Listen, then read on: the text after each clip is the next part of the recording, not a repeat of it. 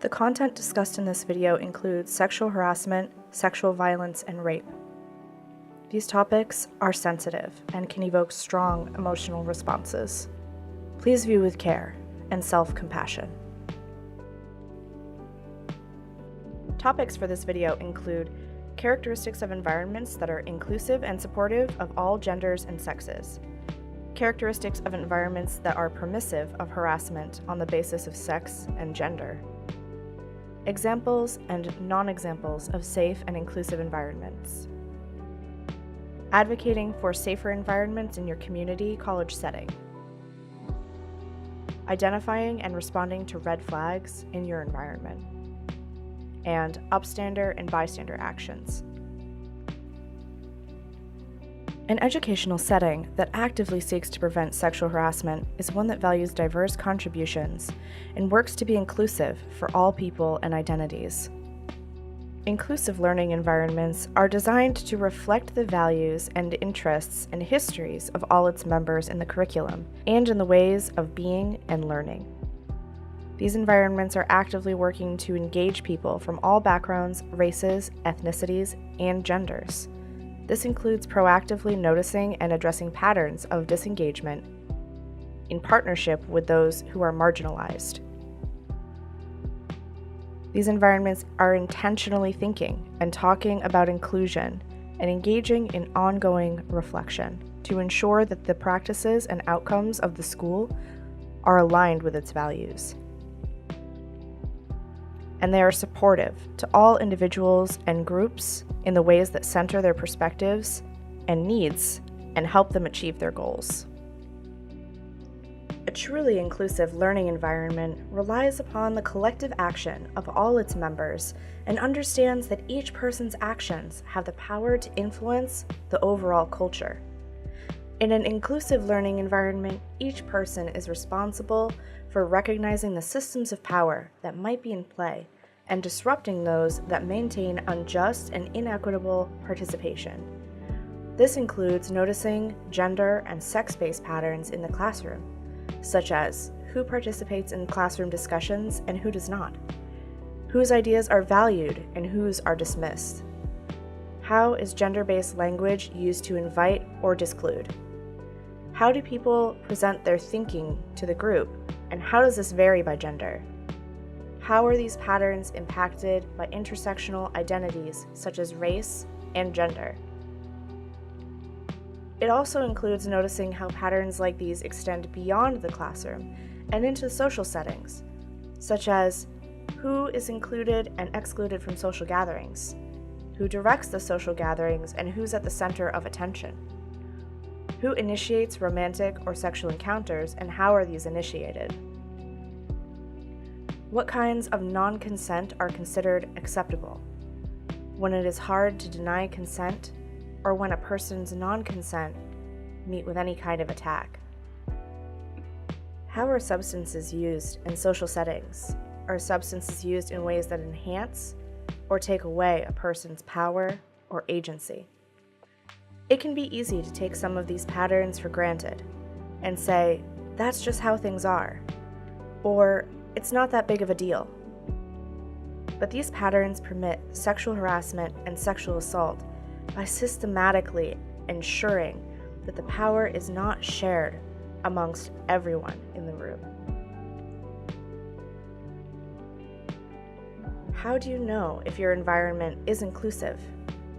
Some things you might see in an inclusive environment are a diverse range of identities in classrooms and social settings, active participation by all members. No one dominates the conversation, and all people feel safe and welcome to share their perspectives. Spaces that adjust to welcome and accommodate their diverse members. People demonstrating respect for others' voices, whether they are sharing an academic opinion or non-consent to a social or sexual invitation. A wide range of ideas are shared, and when conflict arises, people respectfully consider each other's perspectives. When people share their experiences, they are trusted and believed. On the other hand, you will know that an environment is not as inclusive as it could be if one group of people, particularly a group defined by race or gender, for example, dominates the conversation. If the classroom or social setting is overwhelmingly one race or gender. Those in the majority are dismissive or argumentative about feedback they receive. Those in the majority demonstrate that they are more concerned with keeping things in the way that benefit them than welcoming others in. People disrupt, speak over, ignore, or dismiss others' ideas. Individuals or groups of people demonstrate fear of expressing their opinions or setting boundaries. When people share their experiences, they are questioned or diminished. Inclusive environments are not free from conflict, nor are they perfect all the time. However, inclusive environments make it safe for people to be themselves and to do what is healthy and right for themselves without fear of retaliation. The opposite of an inclusive environment is a toxic environment. A toxic environment is one where there is an imbalance of power. Some people consistently hold all the power, and others have to accommodate their perspectives, needs, and experiences. In a toxic environment, there's unjust outcomes. Some people consistently achieve, feel safe, and feel valued, while other people consistently struggle, worry about their safety, and do not feel respected. Manipulation and gaslighting.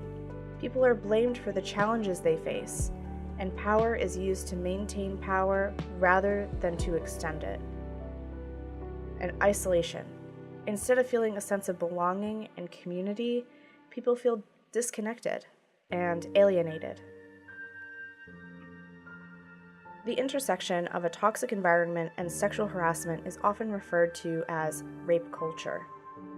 Vox defines rape culture as a culture in which sexual violence is treated as the norm, and victims are blamed for their own assaults.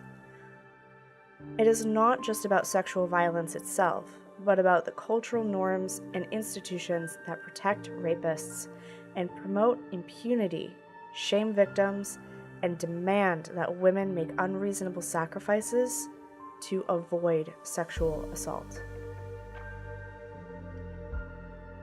In a rape culture, you might see things like a pimps and hoes party, people saying that she's asking for it based on what someone is wearing, frequent public conversations about a person's body or sexual habits, girls or women making elaborate plans to ensure safety when going out at night, calling women who freely engage in sex sluts, a historically shameful term, but calling men who engage in the same behavior players, a term that is celebrated. Blaming a rape victim, saying that this wouldn't have happened if she didn't have too much to drink. All of these are examples of the kinds of behaviors that are normalized, making it seem normal for women to be treated as sexual objects. These things and others create the foundation for sexual harassment and sexual assault. While this harms women in obvious ways, rape culture is harmful to people of all genders. In the same way that rape culture treats women as sexual objects, men are expected to be obsessed with sex. While the harassment and assault of women is normalized, the harassment and assault of men is ignored, since men always want sex. And those who are transgender, non-binary, asexual, or otherwise non-conforming to woman and man are left out of the conversation entirely, despite the fact that they are those most likely to be victims of sexual violence. Not everyone who exists in a rape culture will be raped, nor will they be a rapist. Everyone living inside a rape culture will be affected by its norms and expectations. Rape cultures are dehumanizing to all its members by replacing a person's individual wants, needs, feelings, and experiences with generalizations that place sex, no matter the cost, on a pedestal, rather than the people having or not having it. What we call rape culture today has its roots in gender discrimination, codified by federal and state laws. Some examples include when Europeans first began settling in the colonies, they actively used sexual violence to assert control over indigenous peoples. The first laws prohibiting rape in the United States only protected white women who were not married to the perpetrator. Marital rape, a rape of a person's spouse, did not become a crime in all 50 states until 1993. Rape continues to be the most underreported crime, with an estimate of 60% of rapes not reported. Victims often do not report because they can expect to be questioned, blamed, and shamed for what was done to them, both in private settings and during legal proceedings. It remains extremely difficult to prosecute rapists. When a rape is reported, there's only about a 50% chance of arrest.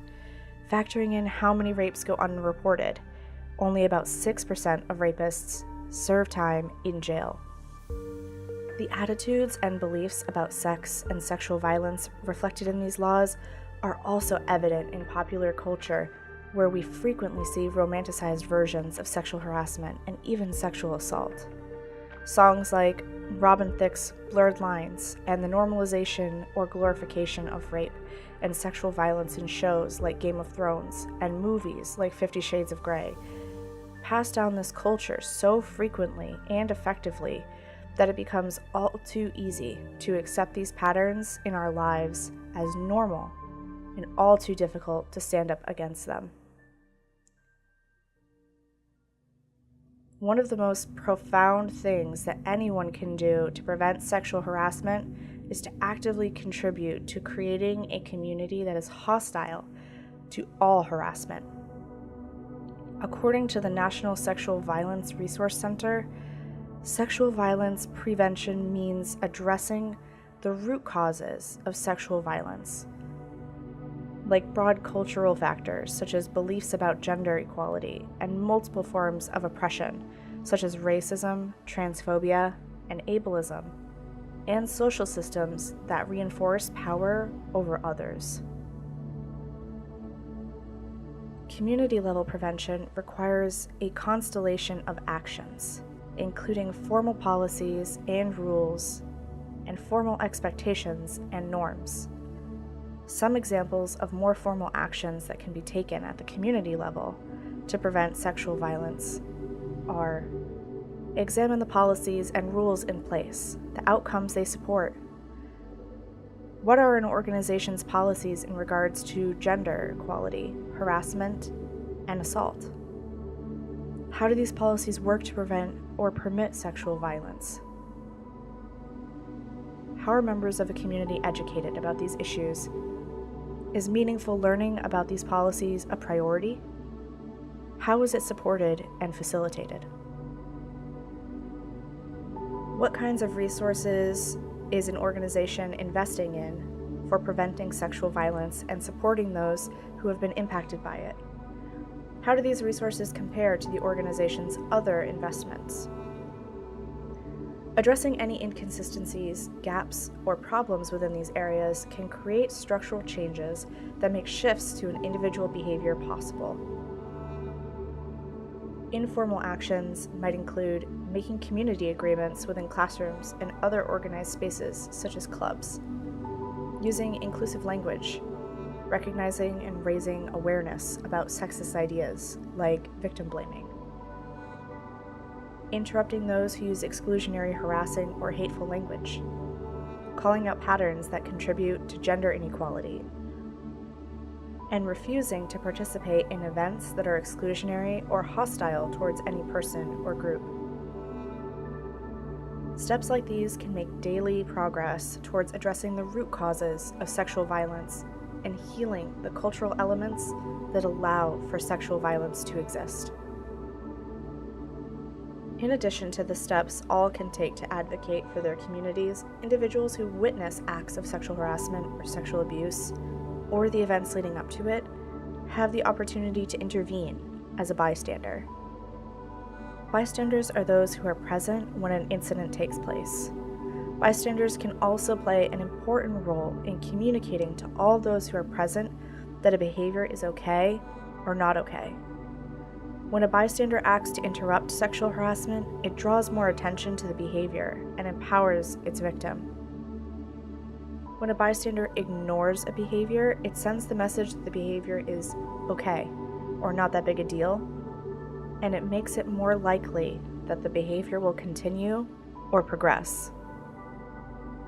Bystanders might find themselves with the opportunity to intervene in situations like overhearing two students talk about a third student's body in a degrading or sexual manner, witnessing someone touch someone who appears trapped or uncomfortable, receiving an unwanted picture or video of a third party engaging in a sexual act, observing as someone flirts aggressively with someone who is obviously intoxicated. In these situations, bystanders often hesitate to step in because they believe that these are personal issues, or that they don't want to make it awkward, or they fear retaliation. Sometimes bystanders just don't know what to do or how to intervene. Though these are legitimate concerns, the actions of a bystander can make a big difference for someone who is being harmed or at risk of being harmed. Bystanders can employ a variety of strategies, some of them more subtle than others, but all of them designed to interrupt harassing behavior. These strategies include engaging directly with those doing the harassment. For example, a bystander overhears an inappropriate conversation or sexual jokes, or receives a DM with sexually harassing content. This might simply look like saying, "That's not cool," to draw attention to the fact that the behavior isn't wanted or consented by all involved, or "that's not going to happen" when addressing someone who is persisting in trying to engage in unwanted sexual contact. Creating a distraction so that the victim has the opportunity to safely exit the situation. This might look like changing the conversation, or asking the victim for help with something, or starting an activity that draws others in. Addressing the victim directly, such as saying, "Do you need help? Do you want me to stay with you? Or do you want to go to another place with me?" Rallying others to support you in acting. This might look like asking someone to come with you or notifying the victim's friend of what you have observed. Offering support to the victim after witnessing sexual harassment. Even if a bystander does not intervene in the moment, they can still express their concern and help connect victims to information and support. If there is an imminent threat of physical harm, the best technique may be to call 911 or to seek support from campus security. More resources and strategies can be found through organizations like RAIN and the National Sexual Violence Resource Center. If we want the places we live, work, and learn to be places that are safe and welcoming to all people, it is each individual's responsibility to work towards creating that environment. The actions of a responsible and responsive bystander can go a long way to making this goal a reality.